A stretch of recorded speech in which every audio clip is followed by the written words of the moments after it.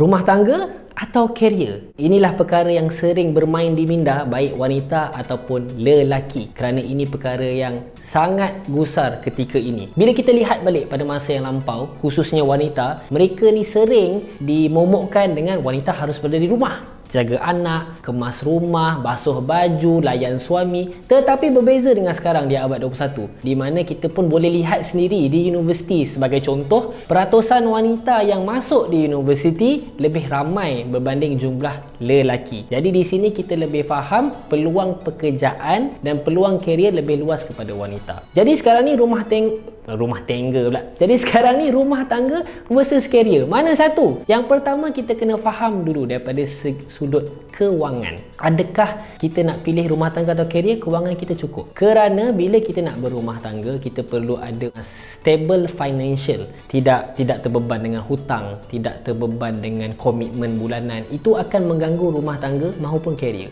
Yang kedua, kita kena faham daripada sudut kerjaya.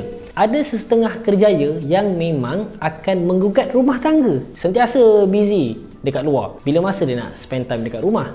Begitu juga dengan mereka yang bekerja dalam bidang kepakaran seperti doktor. Kerana doktor pun banyak menghabiskan masa membantu dan menjalankan fardu kifayah untuk menyelamatkan manusia berbanding melayan isteri di rumah maupun seorang isteri yang doktor melayan suami di rumah. Yang ketiga pula ialah tentang anak-anak. Anak-anak ini salah satu bentuk rezeki yang telah dihadahkan kepada pasangan suami isteri. Tetapi walau bagaimanapun, ada mereka yang berpendapat bila ada anak sudah menghadkan mereka punya karier maupun keharmonian rumah tangga itu sendiri. Sebab bila dah ada anak 3, bila masa kan suami isteri nak pergi makan candlelight dinner macam dulu, masa muda-muda dulu. Dan kadang-kadang anak juga menjadi punca pergaduhan suami dan isteri. Kerana itulah anak, Masya Allah perangai dia, minta maaf saya cakap.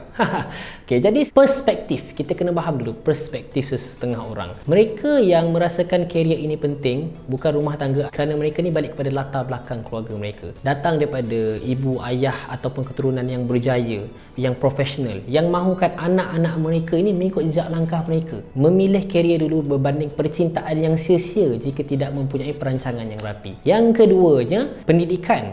Kerana mereka yang belajar di universiti, mereka yang sudah ada sijil yang sah sebagai engineer, doktor, arkitektur maupun dalam bidang teater sekalipun, mereka merasakan rugi jika mereka pergi ke rumah tangga dahulu. Kita kena faham dahulu bahawa sebenarnya rumah tangga ini adalah two game person, bukan seorang saja, bukan suami dan juga bukan isteri. Dua-dua ada tanggungjawabnya masing-masing. Jika seorang masak, seorang lagi kemas rumah.